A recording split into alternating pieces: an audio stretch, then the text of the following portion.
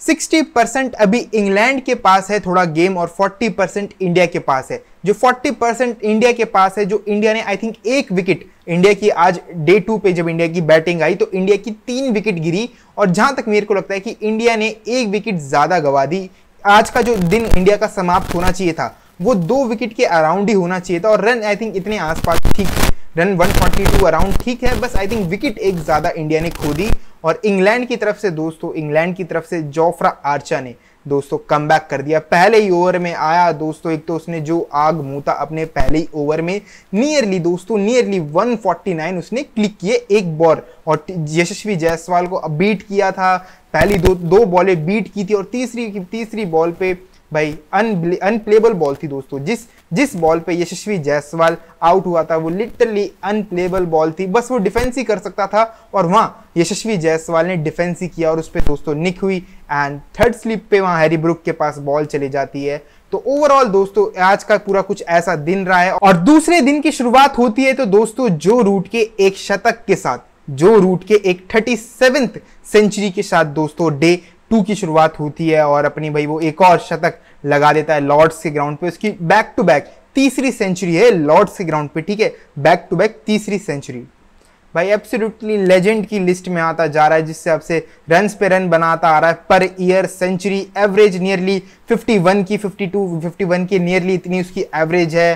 भाई batting dominating जिस हिसाब से उसकी चल रहा है दोस्तों, जिस हिसाब से उसकी फॉर्म भाई डिप लेने का नाम ही नहीं ले रही। पहली बात, एक तो नजर भी नहीं लग रही दोस्तों, उसकी नजर भी नहीं लग रही जिस हिसाब से वो तगड़ी फॉर्म में चला रहा है। Back to back centuries, run बना रहा है दोस्तों, कन्वर्ट्स कर रहा है रन और अपने हमेशा इंग्लैंड के लिए दोस्तों खड़ा रहता है। जब भी तुम बेसबॉल की बात कर लो, बेसबॉल एरा की बात कर लो, बहुत से प्लेयरों ने अपने गेम चेंज कर लिए, बहुत क्विक स्टार्ट दे देते हैं, बहुत क्विक क्रिकेट खेलते हैं, बट जो रूट दोस्तों वहीं का वहीं है। उसने क्रिकेट अडेप्ट किया है, उसने बेसबॉल भी अडेप्ट किया है, उसने अपना नेचुरल गेम जो टिपिकली एक ऐसे बैट्समैन का नेचुरल गेम होता है, थोड़ा टाइम लेना फिर रन्स बनाना, उसने वो भी इनिंग्स खेली है। एक और एब्सोल्युटली ब्रिलियंट इनिंग्स थी दोस्तों ये जो रूट की। और उसके बाद दोस्तों, उसके बाद जस्सी जैसा कोई नहीं दोस्तों। Jasprit Bumrah once again step up for the team दोस्तों, वंस अगेन भाई ही डिलीवर्स वंस अगेन।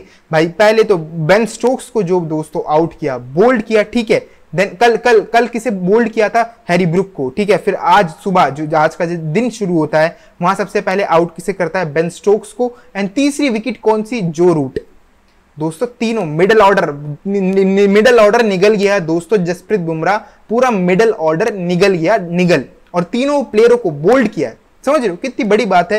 एक तो तीनों प्लेयर, हैरी ब्रुक का जिस हिसाब से वो भाई जनरेशन टैलेंट माना जाता है, जो भी है उसकी बातें चलती है, पर बेन स्टोक्स जो रूट को बोल्ड करना दोस्तों और तीन बड़ी विकेटें लेना, आई थिंक भाई ये शो कर देता है क्या बंदे की क्लास है। और जिस हिसाब से जो जसप्रीत बुमराह का जो स्टार्टिंग का स्पेल था आज का दोस्तों, एब्सोल्युटली फायर दोस्तों। बॉल जहां वो जो वो करवाना चाह रहा था दोस्तों, बॉल वो कर रही थी, कभी अवे जा रही थी, कभी इन स्विंग आउट स्विंग दोस्तों, अंदर बाहर दोस्तों, ये सब चल रही थी बॉल की।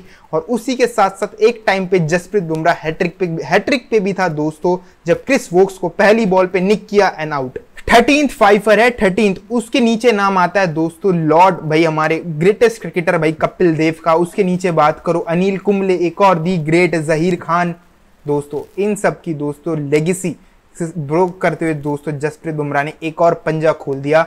और भाई जिस हिसाब से बॉल मेरे को 2 विकेट बहुत ही अच्छी लगी जो इस पंजे में थी जसप्रीत बुमराह के। एक तो हैरी ब्रुक का जो सेटअप था भाई, वो तो ओल्ड बॉल से, जो भाई 52 पुरानी ओल्ड बॉल से जसप्रीत बुमराह ने भाई हैरी ब्रुक का किल्ला उखाड़ा था वो। और दूसरा आज जो सुबह बेन स्टोक्स की विकेट ली भाई, वो एब्सोल्युटली दोनों भाई मतलब किलर डिलीवरी थी दोस्तों, दोनों किलर डिलीवरी। और उसके बाद केएल राहुल से दोस्तों एक कैच ड्रॉप हो जाती है। उसके बाद केएल राहुल से एक कैच ड्रॉप हो जाती है जेमी स्मिथ की, जब जेमी स्मिथ 5 रन पे बैटिंग कर रहा था। सिराज की बहुत ही प्यारी बॉल थी और वहां दोस्तों केएल राहुल से कैच ड्रॉप हो जाती है। और उसके बाद जो एक मूवमेंट होता है, जो उसके बाद जो इंडिया के थोड़ा मतलब कह लो कि जो इंडिया के हक में नहीं जाता कि बॉल चेंज, क्योंकि जब इंडिया ने बॉल चेंज की, जो पहली बॉल थी वो ज्यादा स्विंग कर रही थी रादर देन तुम कंपेयर करोगे जो इंडिया ने सेकंड जो बॉल चेंज करवा के ली थी उससे लेस स्विंग कर रही थी।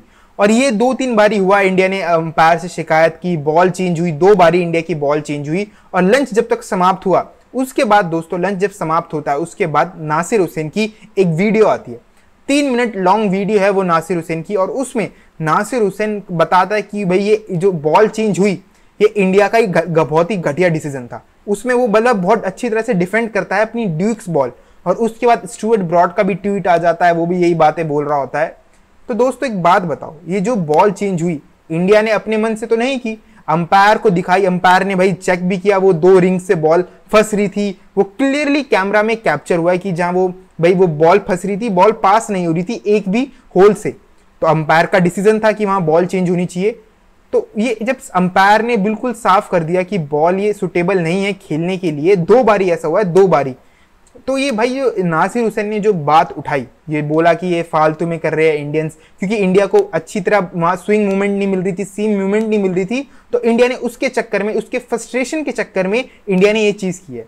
तो दोस्तों ये गोरो से दोस्तों डिफेंड कराना अपनी चीज इन्हें बहुत अच्छी तरह से आती है, ठीक है। तो ये गोरे कुछ भी कर देते हैं दोस्तों, और ये भूल गए, ये नासिर हुसैन भूल गया कि बेन स्टोक्स ने भी आज ही के दिन, जब आई थिंक बॉल पुरानी होने लग रही थी, 20 जो भी ओवर हो रहे थे 20-21 के बाद, बेन स्टोक्स ने भी अंपायर से अपील की थी कि बॉल चेंज करने की, तब नासिर हुसैन ने कुछ नहीं कहा। तो दोस्तों ये इनके डबल स्टैंडर्ड होते हैं दोस्तों, ये गोरे बहुत तेज होते हैं, और ये ड्यूक्स बॉल के साथ है दोस्तों, ये मसला है, ये बॉल बहुत जल्दी पुरानी हो जाती है, सॉफ्ट हो जाती है, अपनी शेप होल्ड कर देती है, तो इसीलिए थोड़ी ओवल शेप की हो जाती है, थोड़ी फैल जाती है एक साइड से, तो ये इसीलिए ये ड्यूक्स बॉल को डिफेंड करते हैं दोस्तों। तो ये चीज मेरी सही नहीं लगी, क्योंकि जब अंपायर ने क्लियरली बोल दिया है कि भाई बॉल चेंज होनी चाहिए, अंपायर ने चेक किया और अंपायर ने बॉल चेंज कर दी, तो इसका मतलब ये तो है कि भाई अब बॉल सही में सुटेबल नहीं है खेलने के लिए, बॉल उस कंडीशन में नहीं है कि बॉल से खेला जाए, तो तभी तो अंपायर ने चेंज किया। ये कोई इंडिया ने पैसे तो नहीं खिलाए होंगे अंपायरों को कि भाई हम बॉल लेकर आएंगे, तुम बॉल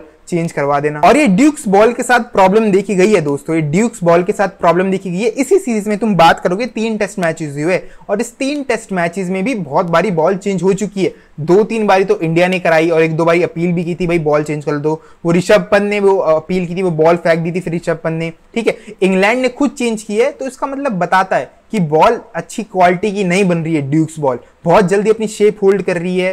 तो बस ये थोड़ा आई थिंक वो होता है कि अपने चीज़ों को बहुत अच्छी तरह से डिफेंड कर देते हैं, गोरे लोग बहुत अच्छी तरह से डिफेंड सेव कर लेते हैं, तो वही चीज़ करने की ट्राई की है Nasser Hussain and Stuart Broad ने। और उसके बाद ब्रेंडन स्कार्स भी 50 मार जाता है, और स्मिथ भी ठीक ठाक खेल जाता है, तो ये इंग्लैंड पहुंच जाती है दोस्तों नियरली 400 के आसपास। 387 का इंडिया फर्स्ट इनिंग्स में इसका टारगेट बनता है इंग्लैंड का, और जहां तक लगा दोस्तों 80-70 रन ज्यादा खा लिए इंडिया ने, 80-70 रन ज्यादा खा लिए। एक तो ब्रेंडन स्कार्स के वो रन थे वो आखिरी में पेल गया, और जो जेमी स्मिथ की कैच ड्रॉप हुई, वो जो केएल राहुल से कैच ड्रॉप हुई थी, आई थिंक वहां थोड़ा ज्यादा ओवर रन्स बना गई इंडिया, इंग्लैंड वहां तक आई थिंक मेरे को लगता है कि 70-80 रन ज्यादा बना दिए इंग्लैंड ने, और ये इंडिया को नियरली 300 के आसपास ऑल आउट कर देना चाहिए था, जो इंडिया इतना आगे ले गई।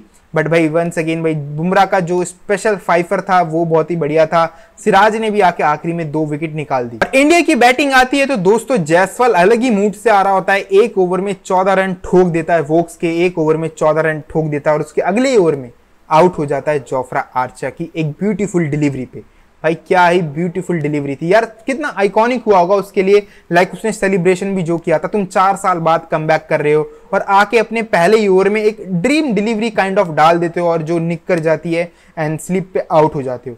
क्या ही मूवमेंट था भाई वो जोफ्रा के लिए, और वो बॉल भी दोस्तों बहुत अनप्लेबल थी। उस पर आप क्या करोगे, वो बॉल तुम छोड़ नहीं सकते, ठीक है, वो बॉल तुम बस डिफेंस ही कर सकते हो, और वो जायसवाल ने बहुत सही किया, जायसवाल ने बस रोकी थी और वो बस निकले गई। तो दोस्तों बताती है कि बॉल कितनी तगड़ी उस मूवमेंट में निकल रही थी, कितनी बढ़िया सीन थी, और कितनी तगड़ी उसकी बॉल की स्पीड थी। और करुण नायर भी दोस्तों अपने कोटे के रन, अपने हिस्से के 40 रन भी बना जाता है, और पर जिस पे वो आउट हुआ, एक तो जो रूट की 211वीं कैच थी, और वो हाईएस्ट कैचर हो चुका है टेस्ट क्रिकेट में बात करें, इससे पहले राहुल द्रविड़ थे 210 पे, अब जो रूट आ चुका है और वो जो कैच पकड़ी, बहुत से लोग कह सकते हैं कि डाउटेबल भी थी कि ग्राउंड पर टच ही नहीं हुई, पर जो भी कहो दोस्तों कैच एक बारी देखने में लग रही थी कि नेकेड आई से कि हाँ यार ये तो लग रहा है कि ग्राउंड पर टच हुई है, बट थर्ड मैन जो कैमरा हुआ था, थर्ड अंपायर ने चेक किया, उससे लग रहा था कि हाँ ठीक ठाक कैच पकड़ी है।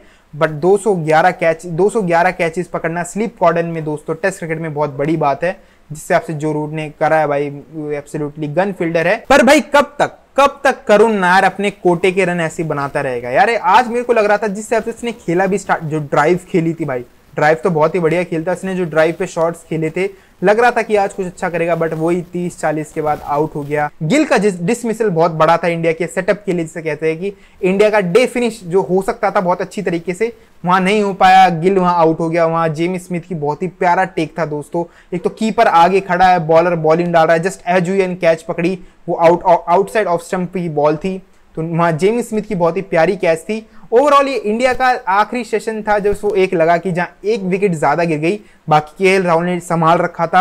होप करता हूं कि कल केएल राहुल का कुछ बड़ा स्कोर आए। ऋषभ पंत भी खड़ा है, बहुत ही सेंसेबल, बहुत ही थमी हुई पारी खेली है ऋषभ पंत ने अभी तक, 1-2 स्वीप खेले बशीर को, और वो डिजर्व भी करता है बशीर।